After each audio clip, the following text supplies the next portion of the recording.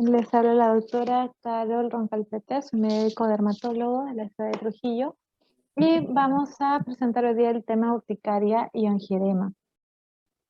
Urticaria y angioedema son problemas dermatológicos comunes, son frecuentes poder encontrarlos tanto de manera personal como familiar. A algún paciente en algún lado habrán visto la aparición de arronchas. Entonces es una patología que es importante reconocer para poder tratarlo de forma correcta. La urticaria entonces tiene una prevalencia del 20%, siendo esta una prevalencia que está subdiagnosticada lamentablemente porque no todos los pacientes con urticaria llegan a la evaluación con la especialidad, sino muchas veces se quedan en los lugares de menor atención, hasta en las farmacias, siendo vistas por personal no médico, y eso no suma a las estadísticas. Si bien es cierto, son trastornos que no ponen en riesgo la vida, pueden realmente alterar la calidad de vida de las personas que las padecen, principalmente en su forma crónica e intermitente. Son trastornos autolimitados que se deben resolver a las 3 semanas en más del 90% de los casos. Sin embargo, ocurre el otro 10% en los que sí tendría un problema para el paciente al ser generalmente refractario al tratamiento, y tenemos que utilizar nosotros otras herramientas, además de la alteración de la calidad de vida que ya hemos mencionado. 25 pacientes que tienen urticaria suelen presentar angioedema, y la urticaria y angioedema en realidad siguen siendo hasta la actualidad pobremente estudiados. La urticaria entonces se define como una reacción vascular de la piel. Hay estratos superiores, es decir, hablamos hasta dermis superficial. La lesión elemental en esta reacción es la roncha, que se caracteriza por ser un edema intracutáneo localizado. La característica que la va a diferenciar de otras lesiones eritematoedematosas es la evanescencia, ¿no? Que significa una duración corta, lesiones que aparecen y desaparecen en un periodo de 30 a 36 horas.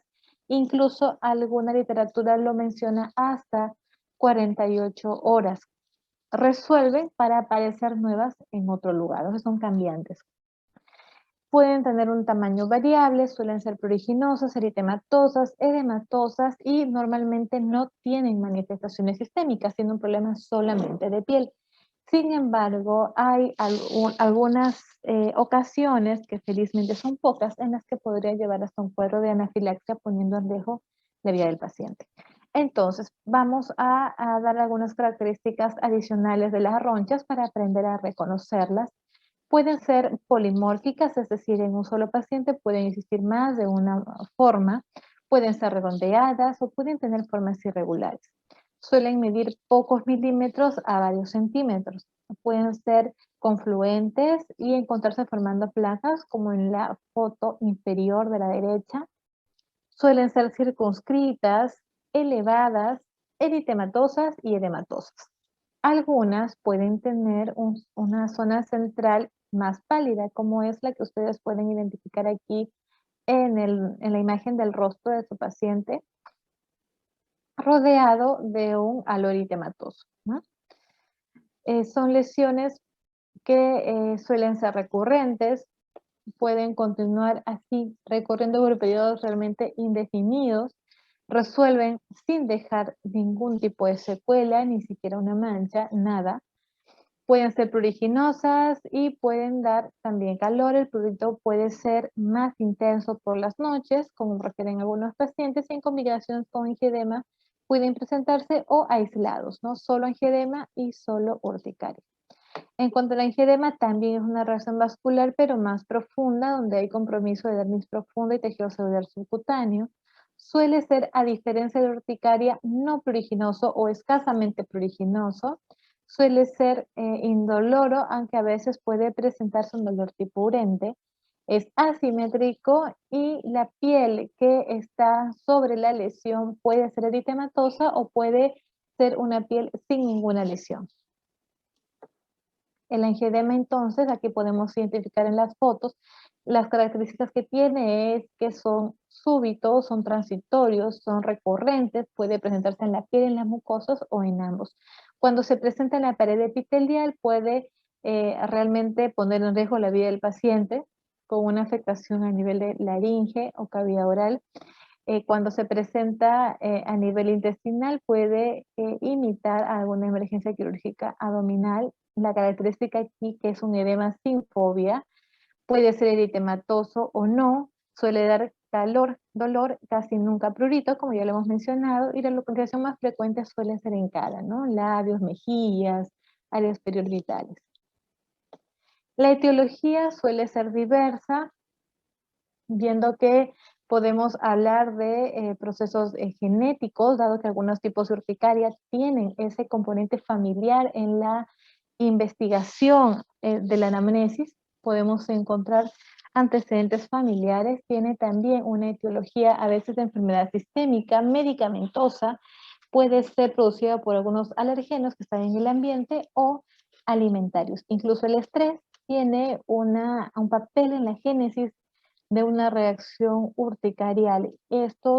Todas estas causas pueden tener un mecanismo inmunológico o no inmunológico para desarrollar finalmente las lesiones de piel. En la parte de la derecha pueden ver una lista de algunas de las etiologías identificadas de la urticaria aguda. Dentro de ellos tenemos fármacos.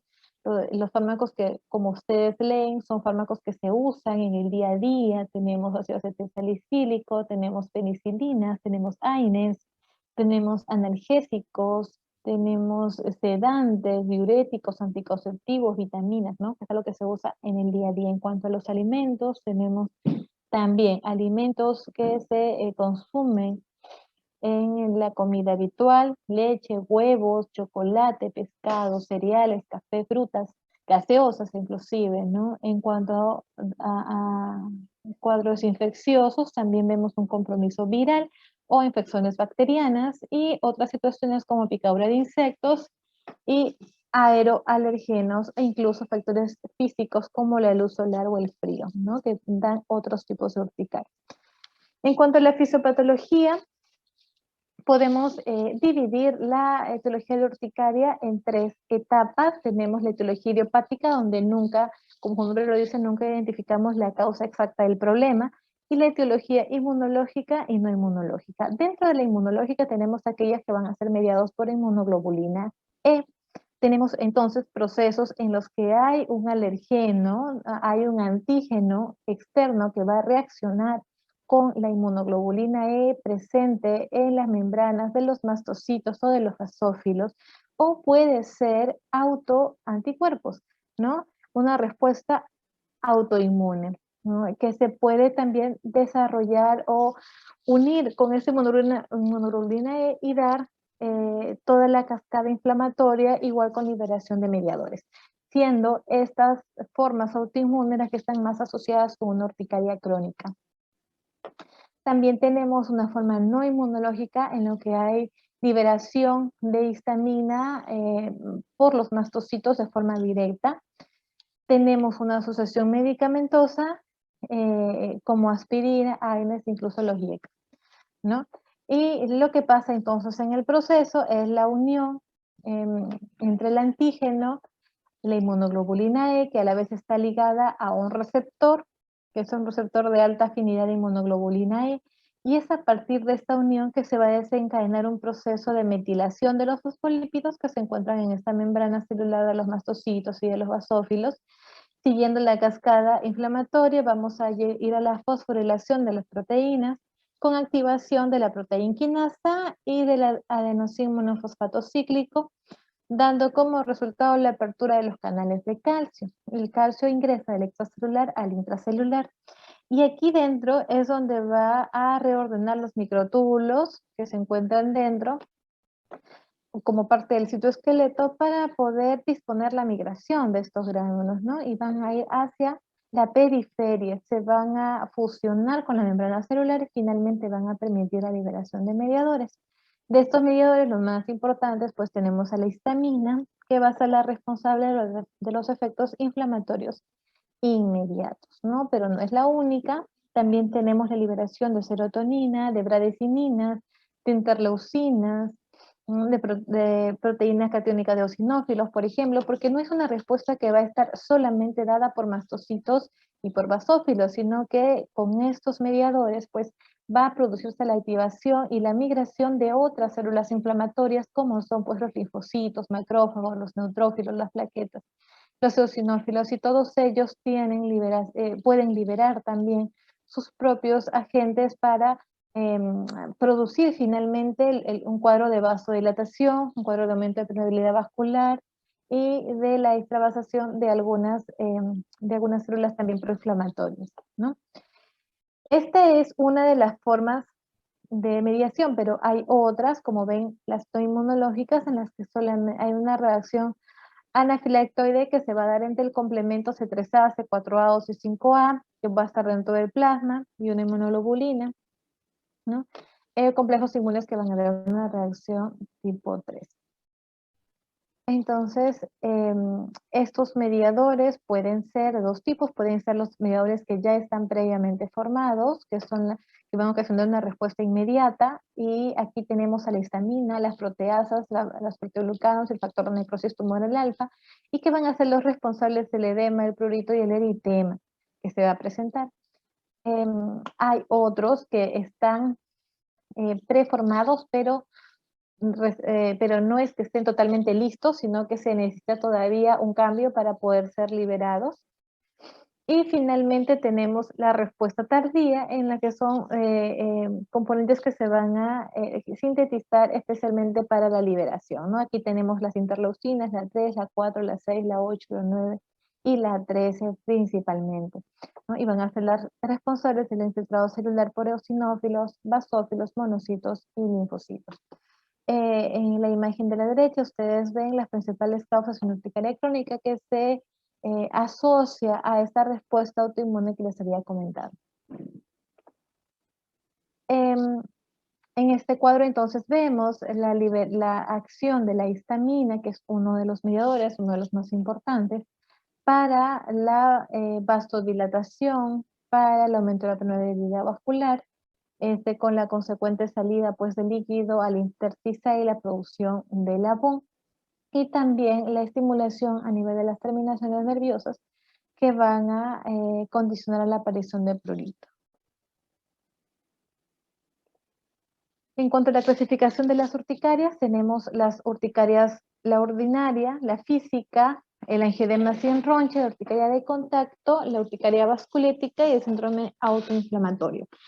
Cada una de ellas tiene subdivisiones, nos vamos a enfocar en las más importantes. Entonces tenemos aquí una comparación entre la urticaria aguda, crónica e intermitente, siendo la aguda aquella que no dura más de 6 semanas.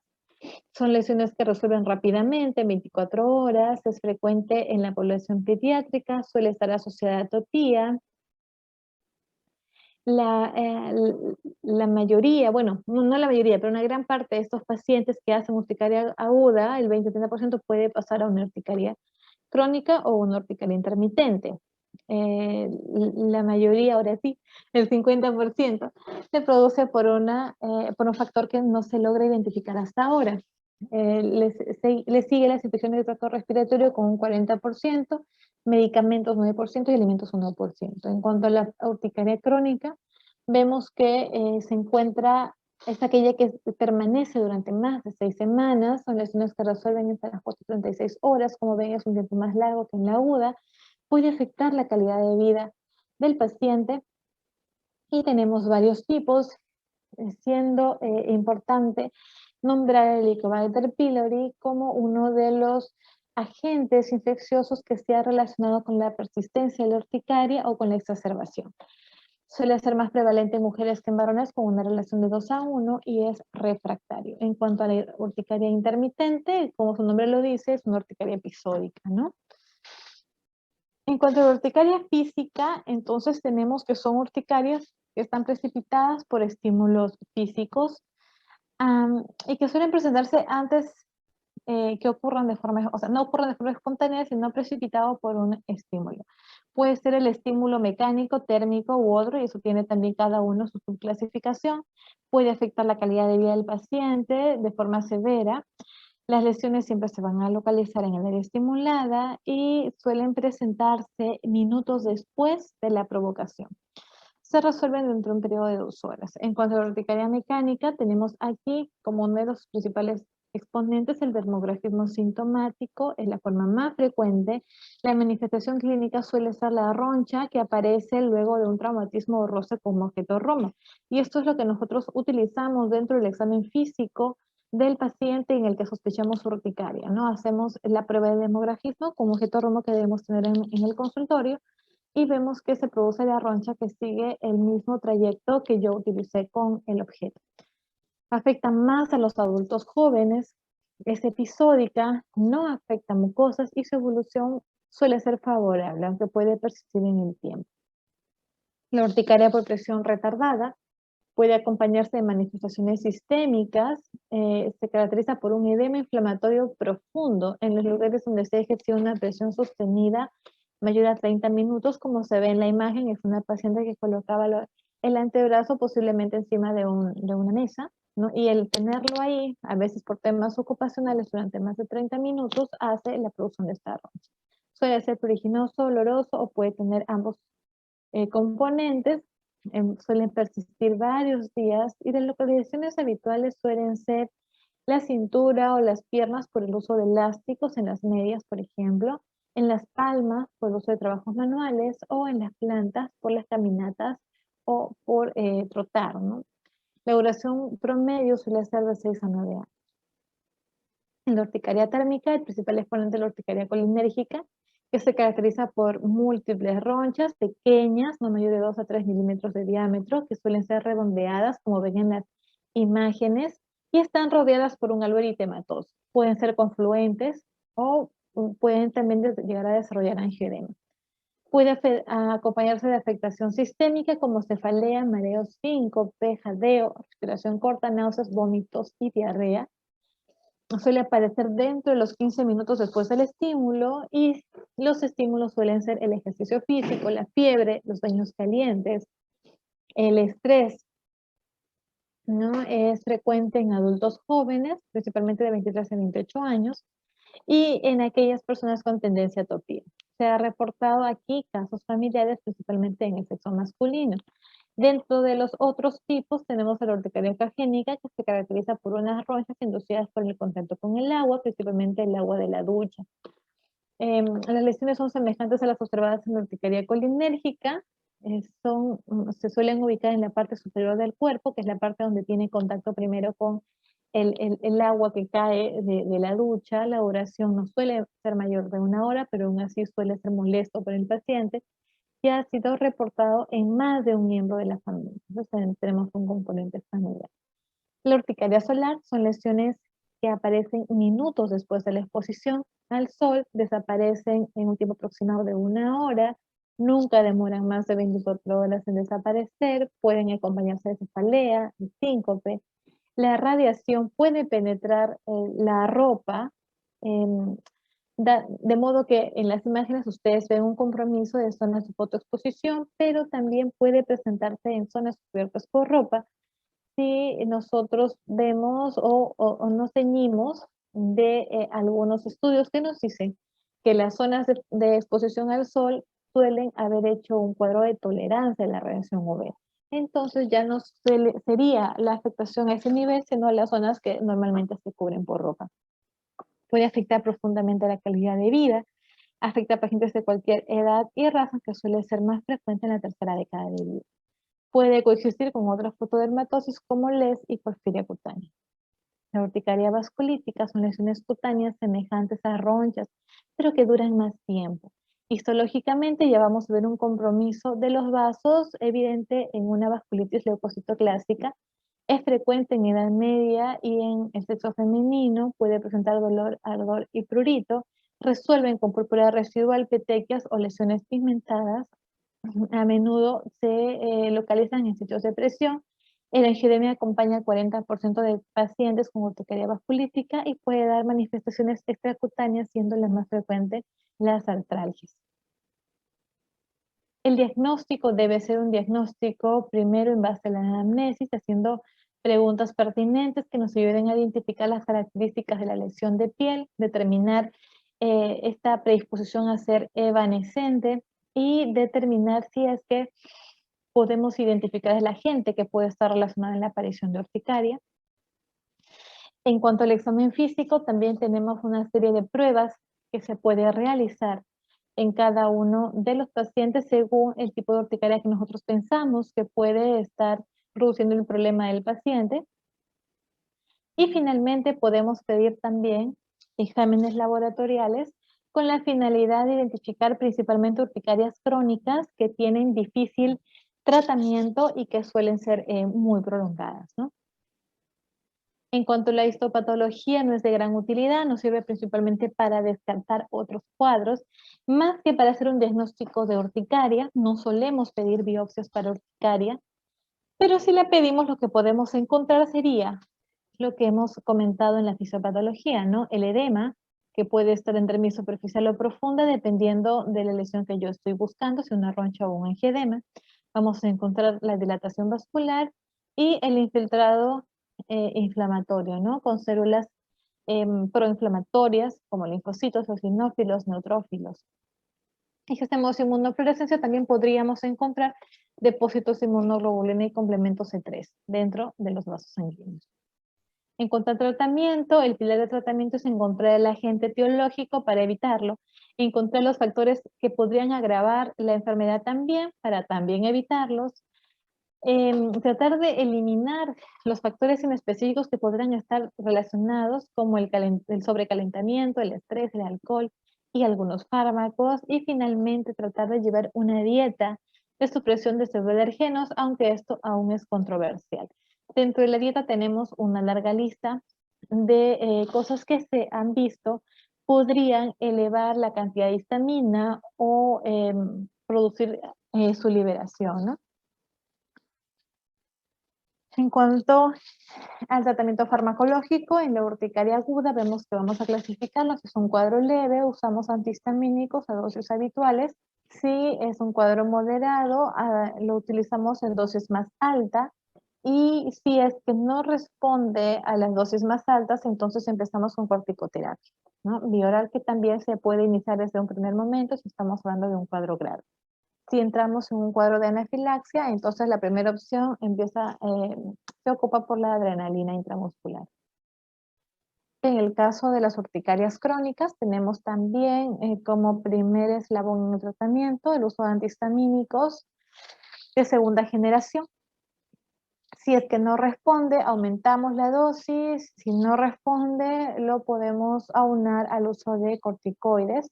Y finalmente, si no hay respuesta, entonces la indicación es el uso de ciclosporina, aunque no todos los pacientes son candidatos al uso de este componente, ¿no? Aquí tenemos una clasificación de los antihistamínicos orales, en lo que contamos más en los establecimientos de salud, de cefiricina, loratadina, pero es la desloratadina, la levocetirizina quienes dan mayor eficacia, ¿no? Recordemos que las dosis deben ser diarias. Y finalmente lo que sería nuestro último eslabón de tratamiento sería el omalizumab.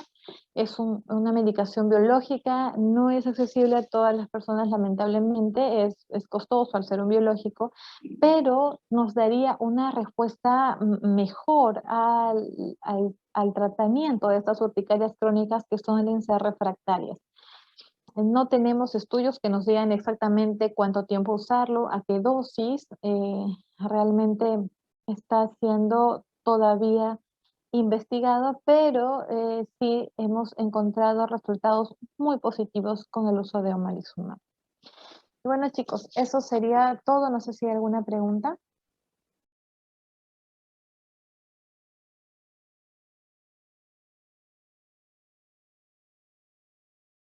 Todo claro. Todo claro, doctora. Bien, chicos, muchas gracias entonces. Espero haber contribuido un poquito a aprender acerca de estas enfermedades y que pasen unas buenas tardes. Gracias, doctora. Hasta luego. Sí, doctora. Sí, doctora.